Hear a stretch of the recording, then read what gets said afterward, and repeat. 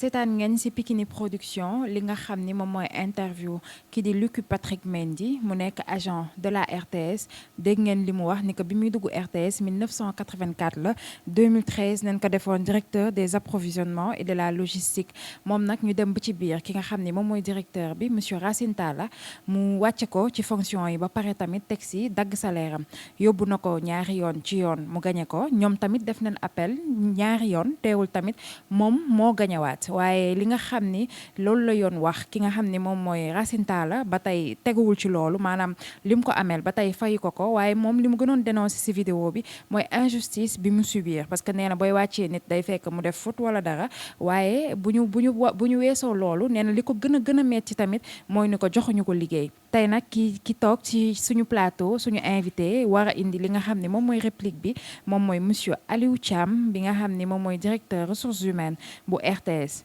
monsieur Aliou Thiam ñu ngi lay nuyu. waaw ñoo ngi leen di fay di leen dalal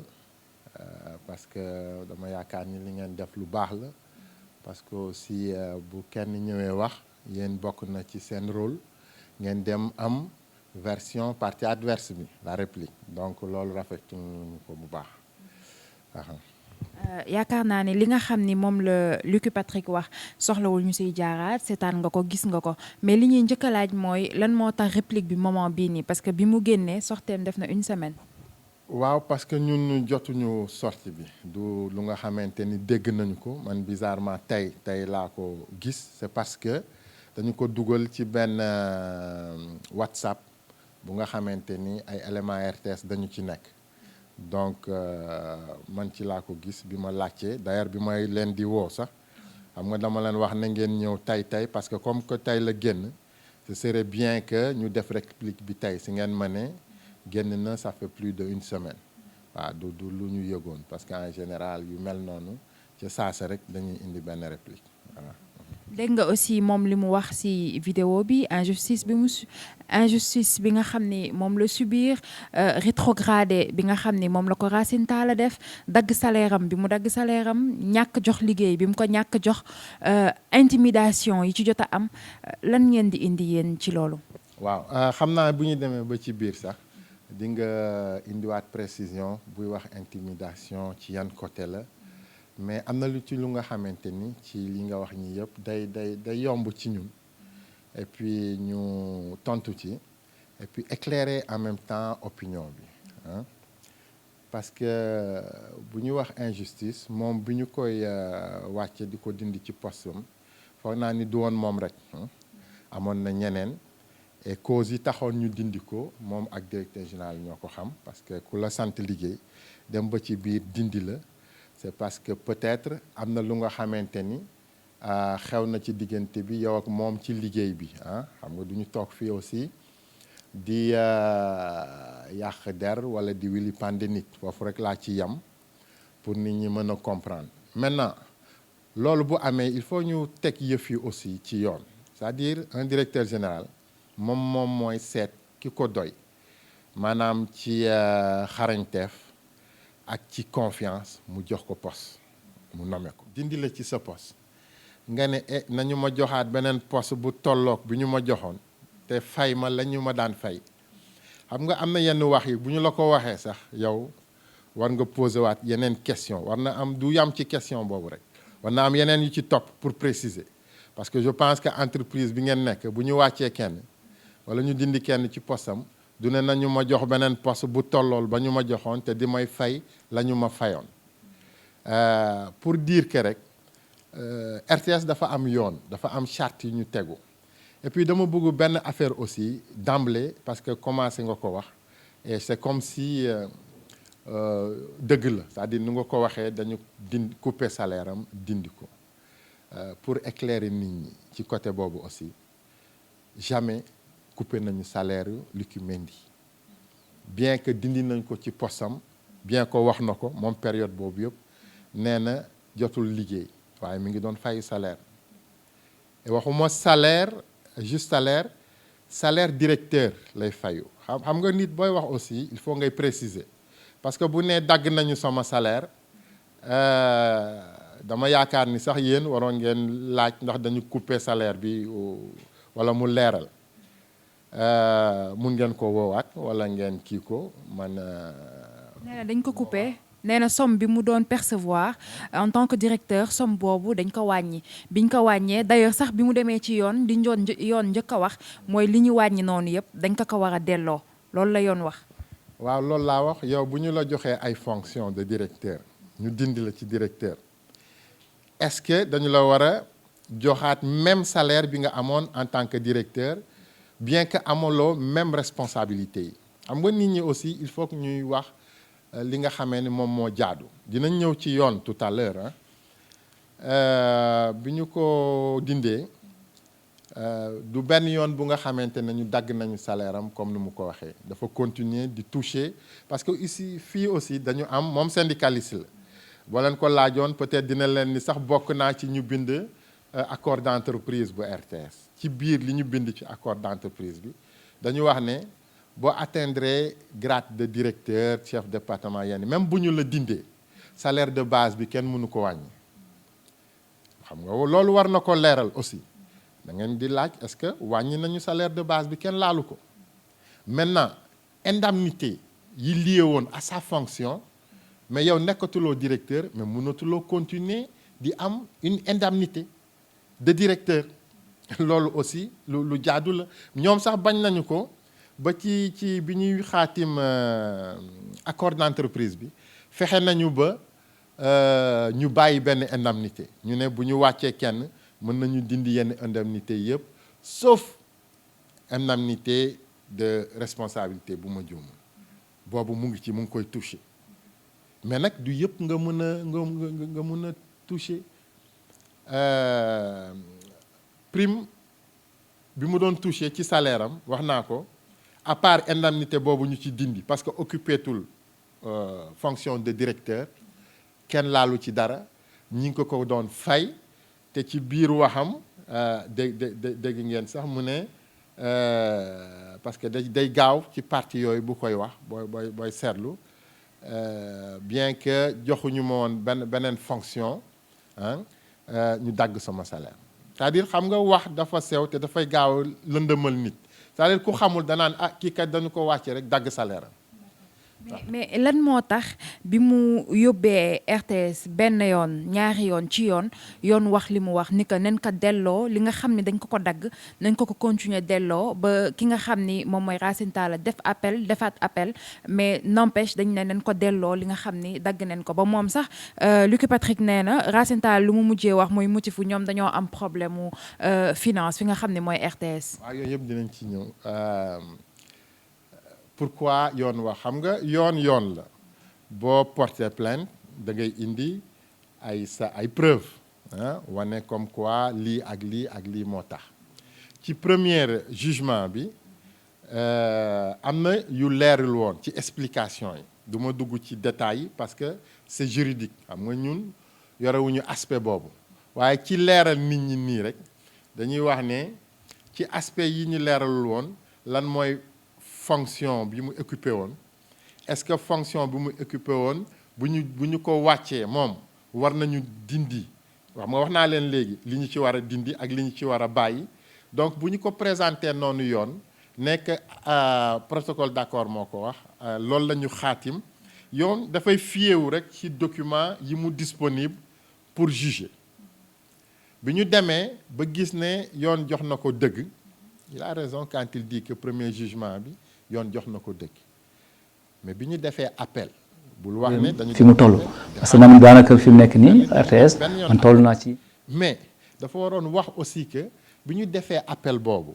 ba léegi nii fii ñuy waxe bu amee ku ñu ne moo gagné dañuy wax ne RTS moo gagné parce que quand même jugement dafa am lecture bu ñu génnee léegi dinaa leen wan jugement bi juge bi joxe le 28 juin 2019 bu muy war rappeler les faits xam nga bu ñu tegee jugement ne premier jugement bu ñu defoon Lucky Patrick Mendy moo gagné woon RTS war na ko delloo lii war na ko joxaat poste war na ko ti ñu rappeler ko ci jugement bi ba léegi pareegul parce que dañuy wane d'abord premier jugement bi avant ñuy ñëw ci motif jugement bi léegi bu ñu ñëwee ci motif jugement bi ci fin bi bariwul benn paragraphe la rek ak benn titre motif juge bi foofu la jugé mu ne appel bi RTS def c'est recevable. Donc déjà le fait que tribunal bi recevoir que c'est recevable ça veut dire que ci premier jugement bi am na yu manqué woon yu ñu tenir woon en compte muy benn. Deuxième motif bi juge bi ne le premier jugement a été rapporté mais quand même tubaab la ñuy wax peut-être xam naa am na ñoo xamante peut-être dañu ne rapporté mooy dañu ko delloo si waat mais le premier jugement a été rapporté bu ma buggee catégorique damay wax ne c'est annulé mais jugement bu nga xamee ni l'objet principal est annulé mais naka nga ko mën a gagner aussi xam nga nit booy wax aussi da ngay wax lu jaadu man dama doon bëgg bu mu ñëwee mu indi jugement bi ne jugement bi ñu def bi ab RTS defee appel mi ngi nii lii la ci juge bi wax ngeen liiral ko seen bopp bu boobaa doo soxla explication parce que je pense que dégg ngeen tubaab. mais après recevable xam ngeen mooy lan le jugement a été rapporté xam ngeen mooy lan. fa la ñu yam nii actuellement léegi li des mooy que la mise en œuvre c'est-à-dire l'application du jugement et que loolu je pense que wàllu avocat yi ñoo ci war a nekk di liggéey ñun bëgguñu dugg trop ci loolu parce que jugement bi annulé ça a été rapporté mais jugement buñ ko rapporté ça veut dire que annulé nañ ko mais naka nga mun a gagner. mais moom dafa ne bi nga xam ni def ngeen appel pour dafa bëggoon annuler parce que juge bi dafa ne retard bu ñu am rek chaque jour retard bu mu am rek liñ ko war a fay day yokku genre chaque jour day am indemnité boo xam ne RTS da koy fay chaque jour léegi loolu dañ ko annuler mais li nga xam ni moom dañ ko daggoon ci salaire am RTS da ko war a jox parce que bu nekkee si effectivement c'est annulé kon lan moo tax Racine Talla joxe motif ni que dañoo am problème finance fi nga xam ne mooy RTS ba mënaguñ koo fay. déggoo ma de dama wax ni premier jugement bi dañu ko annuler yi ngay wax ni yëpp ci premier jugement bi la bokk. bu ñu ko annulé pourquoi mu war a des dara c'est-à-dire foofu dafa jar a leeral parce que da nga poser question bu am solo xam nga ci premier jugement bi ñu ne moom dafa gagné dañuy wax en même temps que ci exécution jugement bi RTS war na ko commencer jox 700 000 francs du moins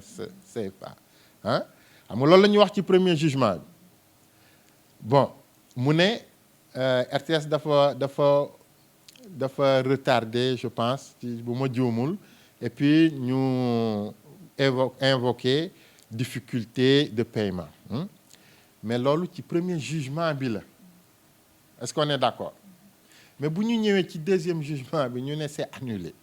mais loolu c'est annulé quand ça c'est un jugement qui est annulé mais il est annulé léegi ñun ñi ngi toll ci premier jugement bi annulé nañ ko moom war na dem ci avocat mu leeralal ko lan la décision juge bi wax parce que premier jugement bi ba ñu nee moom moo gagné ñun dañu jot kayit ca saasa ne nañu ko jox lii jox ko lii ko lii deuxième jugement ñu ngeen joxe ko parce que dañu doon préparer pour def appel parce que pour ñun mënul gagné suñu dossier am na lu ci manqué ñuy préparer wu léegi quand même depuis le 28 juin il y a eu un jugement d'annulation du moins c'est annulé boobu ba léegi jotaguñu papier yoon bu ne nañu ko fay lii nañu ko delloo ci benn poste moo tax ñu ne ñun duñu gaaw ci mbirum yoon am na xam nga jugement bu ñu ko defee ba pare day des ñu exécuter ko. mais moom waxul lool de seetaan nga ko bu baax. yow lu moom dafa wax ne moom moo gagné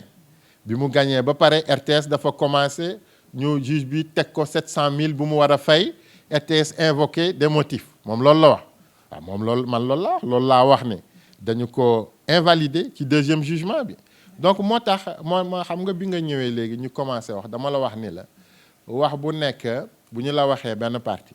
da nga war a dem déglu ñi ci des ñu jox la une version te loolu ngeen def xam nga loolu dafay bokk ci ngeen di leeral ñi leen di déglu et que bu beneenee bu nit ñëwee toog di leen wax mun na am di ngeen gën a sori ci question yi di doo leen yam ci li mu wax et puis di ngeen jox partie adverse bi mu wax lu mu wax ah. comme li ñu def nii. waaw comme lu ngeen def nii ma wax ne ci partie boobu léegi mu des annulation bi léegi des na nag léegi ñu exécuter ko maanaam avocat yi expliquer ñu dem ba tëj dossier bi maintenant tant que loolu amul mais yow mënuloo ñëw ne man maa gagné mënuloo ñëw ne war nañu ma fay lii war nañu ma delloo ci benn poste wala sangam yow nee nañu la appel bi c'est recevable et que jugement bi ñu njëkk def rapporté nañu ko waaw yow doo teewlu dem sa avocat nga ne ko kat lii mooy lan rapporté bi mooy lan ak lan moo ci topp ak yooyu yow nga tëb rek ni RTS demaat na kii dañu ko ma gañewaat ko loolu aussi jaaduwul teguwul fenn ñun ñu ngi ak jugement bi bu ñu génnee léegi dinaa la ko wan nga gis le 28 juin 2019 juge bi au niveau des motifs qu'est-ce qu'il a jugé et qu'est-ce qui a été arrêté. D'accord mais li ñu bëggoon xam aussi mooy code du travail ndax permettre na ki nga xam ni moom mooy employé bi mu am problème ak benn employé mu rétrogradé ko parce que yaakaar naa ci balaa ngaa rétrogradé nit il faut que mu nekk faute lourde mais d'accord leen ci yenn situation yi rétrogradation am est-ce que loolu code du travail d'accord na ko. waaw rétrogradé boobu ci boppam laa comprendre yow dindi nañ la ci fi nga nekkoon comme ça se passe xam nga wax na ci waxam mu ne am na ñu bari. ñu nga xamante ni loolu dal na leen et que moom ci li ma jàpp dafa mel ni dafa wax ni moom rek moo ci am fit pour porter plainte wala bu ma jumee nga juman du loolu la nee na waa dafa ne injustice boobu noonu di xew RTS parce que moom boo xoolee joxañul carrément RTS moom ki muy waxal mooy Racine Talla kon yaakaar naa ne Racine Talla sax moo ko waroon tontu parce que moom waxul ak RTS moom Racine Talla moo ko ñor Racine Talla lay waxal boobu da doon wax injustice bi nga xam ni am na RTS ba ñi nga xam ni dañoo compétent dañ leen di dégager indi ñeneen foofu la doon wax. waaw xam nga Racine Talla mooy directeur général RTS donc mooy personne morale RTS. boo waxee RTS rek da ngay wax Racine Talla tey jii bu ñu porté plainte RTS Racine Talla moom mooy nekk au devant de la scène mooy wut ay avocat moom mooy dem plaider donc bul wax ne moom RTS la wax c'est-à-dire boo waxee RTS c'est un responsable c'est une société légalement constituée avec son directeur général qui en est la personne morale mooy maanaam moo yore kër gi boo porté plainte RTS da ngay porté plainte en même temps le responsable moral donc c'est à ce titre que Racine Talla war a tontu pas tontu sax mais éclairer nit ñi parce que je pense que fu ñu toll nii du question tontonte ak Lucky Mendy c'est question dégg nañu benn élément bu mu jàllale ñu gis ci ne am na ay dëng-dëng yu bari bu ma bëggee rafetal damay wax ay juumte yu nga xamante ni ñun dañu jàpp ne man de bi ma ko gisee tey dama ne aussitôt nañu leen woo ngeen ñëw ñu leeral ñaari yëf yu ci gën a am solo mooy salaire bi mu wax ne dañu ko coupé te kenn coupé wu ko ak jugement bu mu wax ne moom moo ko gagné te gagné wu ko xam nga booy leeral mbir aussi da nga war a précis parce que nit yi dafa am yu ñuy jàpp parce que kuy lëndëmal xelu nit du leeral day wax rek ay affaire nit ñi jàpp ne ñun li ñu bëgg mu leer mooy que kenn mësul couper salaire am da ko doon touché depuis bu ñu ko wàccee nag ci entreprise la ñu ko fekk. waaw mooy li ma la laaj sànq. rétrograde. waaw defal naa que wàcce ci entreprise la ñu ko fekk mais wàcce du rétrograde yow dindi na la ci poste bu nga nekkoon. ku nekk directeur nem agent. waaw ñu dindi la non bu ñu la dindee du wàcce on t'a enlevé du poste bi nga nekkoon. waaw wàcce kañ. et au lieu que ñu jox la poste boo xam ni genre méngoo nag loolu ñu wàcceel exemple nga mel ni ku nekkoon directeur nekk agent simple salaire directeur bi nga doon touché too ko parce que prime yi moo tax léegi ngay touché salaire agent simple loolu rétrogradation.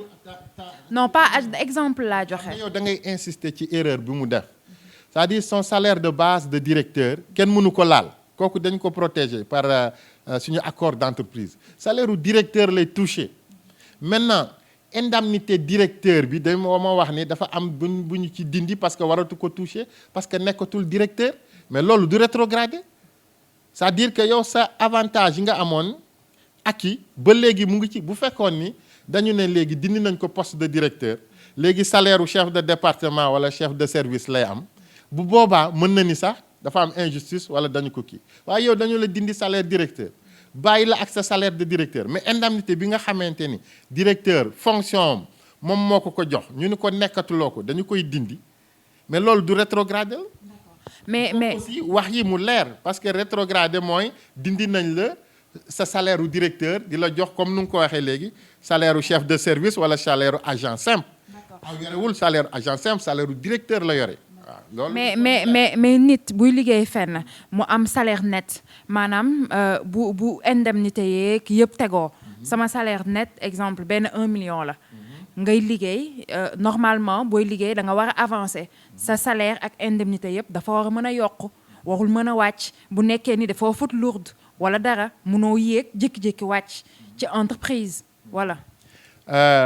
foofu aussi question bu baax la parce que dafay leeral xam nga salaire de base bi wax naa ni kenn laalu ko yeneen yi ci des ay boo nekkee ci poste responsabilité yi da ngay gis dañu naan bu ñu la nommé chef de service dañu lay yokkal prime sangam bu ñu la nommé chef de département dañu lay jox prime sangam mais yooyu prime yooyu c'est lié à la fonction bi nga nekk nii léegi du sa salaire de base comme ñu koy waxee nii bu ñu la dindee ci fonction boobu automatiquement da ngay am prime ak indemnité wu fonction ba ngay fekki parce que fonction bu nekk dafa ànd ak ay prime am ak ay responsabilité am li ñuy bañ kañ mooy ñu ne diw nekk na chef de département wala chef de service te kooku accord bi moo koy protéger dindi nañ ko foofu léegi dañuy dellu jox ko salaire u chef de service wala chef de mais par contre avantage yu nga xamante ni dañu la koy jox boo occuper fonction bi te occuper tuloo ko mais kon dafay neex trop yow amatuloo même responsabilité bi mais da ngay continuer di bénéficier wu les mêmes primes bu boobaa tax dafay am benn genre injustice buy établir parce que quand même agent bi nga xamante ni moom mi ngi liggéey fonction boobu yore responsabilité bi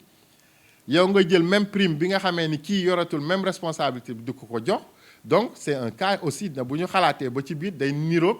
affaire injustice c'est-à-dire dafa am yu ñu leen leeralul rek ngeen yaakaar ne que dafa am benn injustice bu ci établir ci biir ci diggante bi ak dañu ko rétrogradé wax naa leen terme rétrogradé amul ci biir affaire bi dañu koy dindi. D'accord. moo tax dañu couper salaire bi mu ngi toucher salaire dañu koy dindi terme nu mu tudd moo gagné procès gagnéwul procès c'est-à-dire nañu rétablir les vérités et puis ça aussi mais c'est bon pour ñu leen di déglu ñu xam ne que ñii ñëw di wax aussi am na yenn yu nga xamee ni dañu koy wax mais du dëgg il faut que ñu rétablir les faits aussi. mais loolu laa la laaj sànq ma ne la ndax code du travail permettre na mooy li nga wax noonu poste de responsabilité ndax code du travail permettre na nit ki am benn salaire bi dem ba ci biir ñu wàññi salaire am te amul faute lourde ki nga xam ni moom mooy directeur bi moom la joteel parce que wax naa la ko sànq Luc Patrick Mendy moom boo xoolee li muy joxañ li muy wax yëpp Racine Talla la waxal nee na moom Racine Talla la amal affaire problème am moom ak Racine Talla la bokkul ak dara ak liggéeyam bokkul ak dara ak am problème ak Racine Talla problème entre ñoom ñaar loo xam ni peut-être am na loo xam ne déggoo ñu ko ci liggéey wala am na loo xam ne Racine Talla bëgg na ko def loo moom nangu ko moom Racine Talla la amal affaire. ma ne mënul am problème ak Racine Talla parce que Racine Talla ci cadre liggéey bi xam nga cadre liggéey aussi c'est un contrat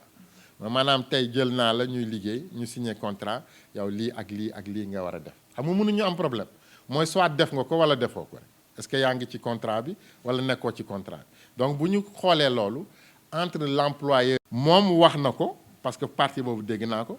nee na par contre personnellement amul problème ak Racine Talla donc moi je vois pas c'est où le problème maintenant y a eu un contentieux moom yaakaaroon na ni moo nekk ci yoon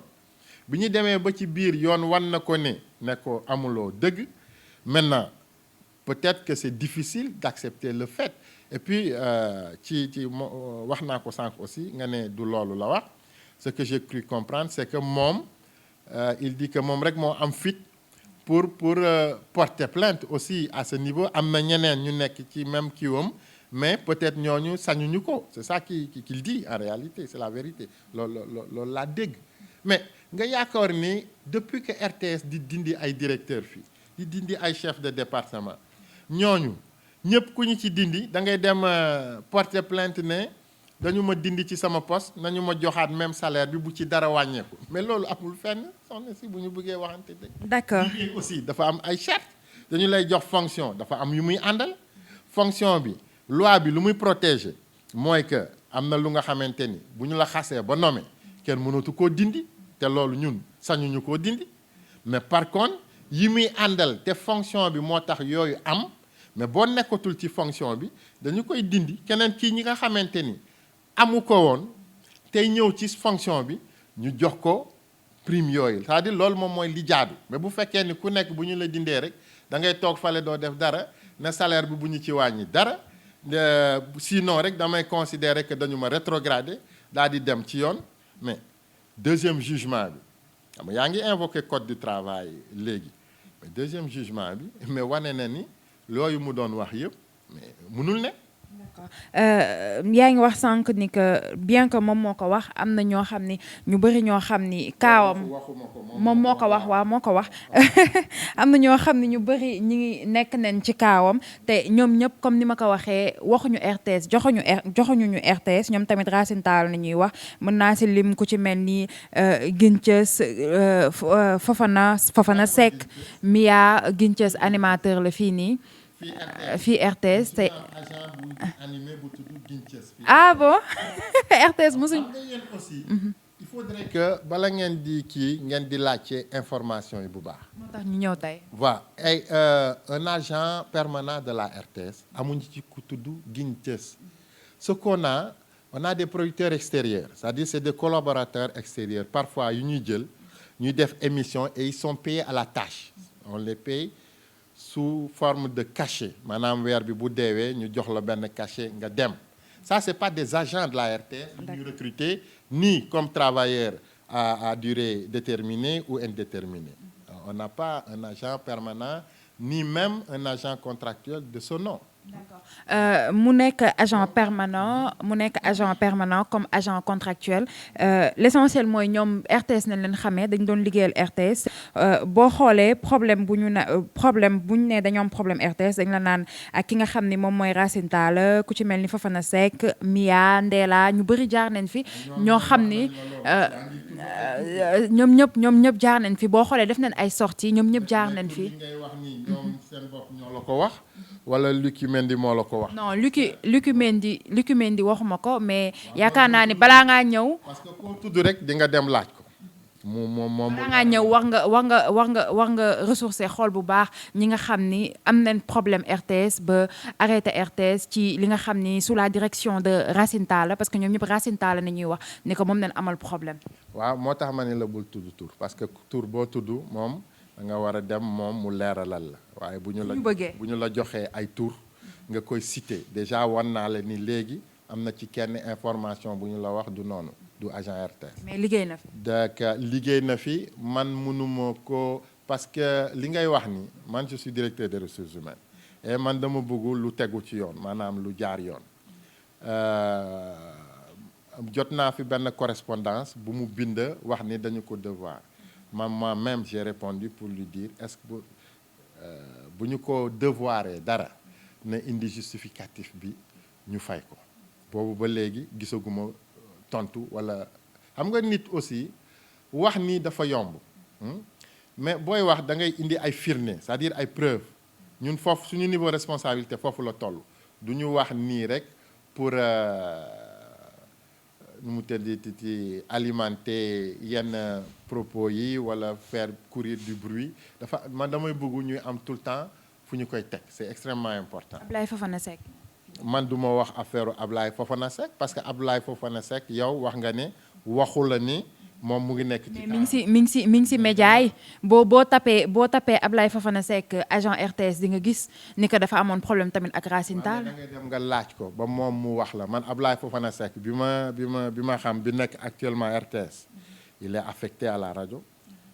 am na fu mu poste bu muy liggéey mi ngi foofu toog di liggéey man loolu laa xam Ablaye Fofana maintenant su fekkee ne Ablaye Fofana Seck bu ngay wax yow dafa am cas comme Lucky Mendy da ngay dem laaj ko mu wax xam nga Lucky Mendy moo toog wax ne moom moo sañ toog wax da ngay dem nga laaj. non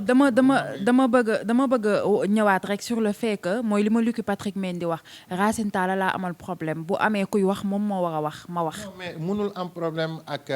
Racine Talla parce que cadre liggéey la cadre liggéey soit da ngay liggéey war a liggéeyuloo Racine Talla buy teg équipe day choisir wax naa la nit ñi en fonction de leurs compétences de la confiance bu demee ba amatu du Racine Talla rek mais société yëpp noonu la dañuy fal ay nit mais di leen tegg ci seen place mos ngaa dégg ci yooyu yëpp ku ne fa ñu ma faloon nañu ma continuer jox salaire boobu joxaat ma poste bu toll noonu je pense que Luc Mendy rek moo nga mos dégg histoire bu mel ni waaw léegi loolu bu amee nag ñu dem ci ba ci yoon xalaat ni am na dëgg ci premier jugement ñu dem ba càmbaraat affaire yi ñu ne juumte am na ci jugement ba parce que kii li muy laaj mënul ne mais kooku kañ war naa mën a tëj mbir mi wala. d'accord réplique bi nga xam ne RTS indi na ko tey Racine Talla moo joxe avalam pour ngeen def réplique pour nga ñëw def.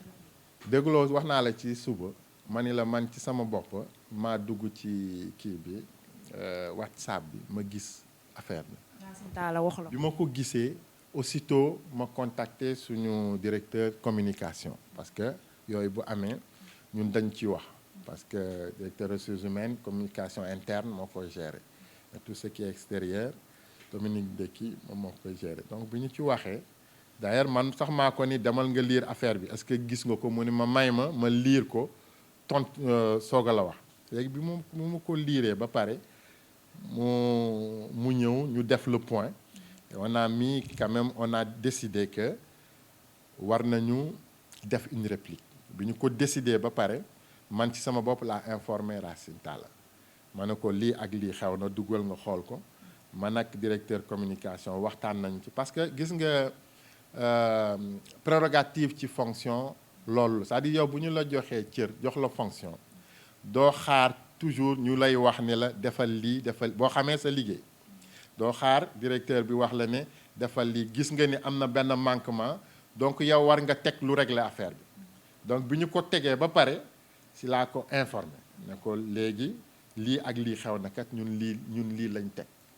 waaw comme moom wax naa ni léegi nit boo koy teg aussi da ngay am confiance ci moom mu ne doxal leen comme loolu ngeen xalaat ne baax na ci RTS moi je suis on est une équipe je suis en accord avec vous et ñun fii noonu la ñuy doxalee c'est-à-dire lu ñuy doxale lu nekk intérêt général la ñuy xool bu kër gi man de wàll bi ma toog du ma xool intérêt particulier c'est-à-dire agent bu jug rek di yuuxu di wax lii damay càmbar xool tey jii bu fekkoon ni dañu dem justice ne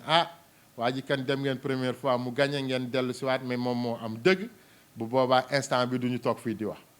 du dëgg pourquoi intérêt général am na lu nga xamante ni sax du ma toog fii du ko wax parce que kër gi en tant que directeur des ressources humaines agent yëpp laay xool seeni conditions pour di ko arranger au cas où ma xalaat ni problème am na au cas où ma xalaat ne lii baax na pour régler ko et su may wax ni agent yëpp damay wax Luc Mendy y compris parce que c'est un agent de la RTS aussi donc problème yi am yëpp am na ay antécédents waxtaan nañ ci lu bari am nañ ci ay xel mais bu demee nag ba bugg nekk benn problème bu nga xamante ni dafay impacter négativement ci RTS te ñun ñu nekkal fi intérêt général suñu rôle ak suñu yelleef dafa war a tax ñu jóg taxaw ci man li may wax nii pas damay tëb di wax ko parce que quand même fonction bi ma yoree RTS concernant le personnel bu amee lu laal personnel bi dama war a jóg wax ci même su fekkee ni du directeur général wax na ma man war naa jóg ne lii kat nii laa ko gisee nii laa ko bugg doxale ak nii mais nag war nañ ci waxtaan parce que duñu réeroo man mënuma tëb jël benn initiative bu nga xamante ni duñ ci waxtaan mais bu gisee ne ci sama cadre liggéey lu baax la on est en accord ak mais on travaille on est une équipe on travaille ensemble. En parlant de impacter négativement sur la RTS yaakaar naa foofu nañuy tëjee lan ngay wax sénégalais yi seetaan RTS naan dafa manqué touche jeunesse dafa manqué jeunesse programme yi dafa xaw a ancien looloo tax RTS mu waroon tollu fa dafa manqué fun comme ni ko jeunes yi di waxee. xam nga wax naa la léegi ne la man bu may wax damay bëgg wax li nga xamee ni man sama prérogative la moi je suis directeur de ressources humaines je m'occupe pas de programme ni de production. lu nga wax nii nag c'est un jugement il est libre c'est comme si am na ñuy wax lu ngay wax c'est comme si am na ñuy wax leneen parce que RTS on est un service public ci programme bi ñuy doxal ñun du lu neex kenn wala un groupe la ñuy teg li neex sénégalais yépp la ñuy teg parce que dafa bokk ci suñu fonction mooy neex na kii neexul kii du ñu seet loolu booy xool on est la seule société bu nga xamante ni on parle toutes les langues mais am na langue yoo xamante ni tey jii boo taalee RTS dal ci peut-être da ngay zappé parce que neexu la bu ñu waxantee dëgg mais am na keneen ku mu neex loolu mooy service public et waruñu ko xañ parce que minorité la donc ñun foofu lañ teg suñu tànk c'est-à-dire combler ñëpp ci suñu programme te yaakaar naa ni ci ni ñu koy doxalee ak matériel bi ñu teg mettre ko en œuvre actuellement nii foog naa ni salle bi ngeen dugg nii war na leen édifier war na wane ci lu bari ci matériel bi ñuy teg te waxuma ci Dakar kese fii damay wax pour 14 stations régionales yu ñu nekk du matériel flambant neuf foog naa ni télévision yi ngeen di seetaan yëpp HD ci RTS rek ngeen koy gis xam ngeen ñaata millions d'investissement la pour fermer ñoo koy doxal ñëpp xam ngeen ne donc dama bëgg wax rek ne lii war a tax ñu mën a satisfaire sénégalais yëpp sans exception boo xoolee suñu charte ñun loolu la ñu def. bul fàtte ni sénégalais yëpp jeunes yi ñoo ci ëpp. population bul fàtte jeunes yi ñoo ci ëpp. déedéet bul wax loolu boo nee jeunes yi ñoo ci ëpp commencé nga teqale parce que da nga xool jeunes yi nekk Dakaaru wax déedéet jeunes yi nekk Ndakaaru ngay wax jeunes yi nekk ci àll bi xam nga ñaata lañu jeunes yooyu nekk ci àll bi seeni rajo la ñu yore di bugg di déglu yeneen programme yi yeneen jeunes yi nekkul Dakar xam nga lii xam nga ñun ñëpp xam nañu ay sondage ni muy demee bu ñu nee def nañu sondage ñu ni jeunes yi mais Dakar Ndiaye fii jeunes yi fi nekk par rapport ak bu ñu nee y a 65% de jeunes au Sénégal portion bi nekk Dakar war nga ko xam parce que dañu wax ne Dakar 5 millions d'habitants la mais bu fekkee ni nag RTS day chercher juste à satisfaire jeunes yi nekk Ndakaaru mais dañuy wàcc suñu tànk ci li ñu teg jeunes yi nekk ci Sénégal la ñu wax mën na am nag li ñuy def du neex jeunes yi nekk ci Dakar parce que comme li ngay xalaat xam naa li ngay xalaat peut-être jeunes yi nekk Dakar ñoo gën a branché am na ay émissions yu nga xamante ni dinañ ko soxla ñoom parce que ñu ngi xool bitim réew mais jeunes ya nekk ca àll ba te ëpp leen. mais mën nga toucher jeune bi nekk ci àll ba. jeune ba nekk ca àll ba waaw mais xoolal suñuy programme am na programme yu nga xamee ni dafay toucher jeunes yi nekk Dakar comme mu am ne programme yu toucher jeunes yi nekk ci àll bi donc il faut toujours faire la part des choses dafa am ay biais li tubaab di wax biais ci analyse yi ak sondage yi booy xool RTS mission bi ñu am bi ñun dañuy xool te charte la ñun mënuñu ci wàcc waxuma pour ñeneen ñi nag suñu bopp laay wax donc am na yenn yu nit ñi di wax di ci juum je pense que loolu aussi c'était bien ñu éclairer ko parce que dina am aussi ñeneen ñu ci am beneen jàngat waaw. Merci monsieur Thiam. jërë ngeen jëf.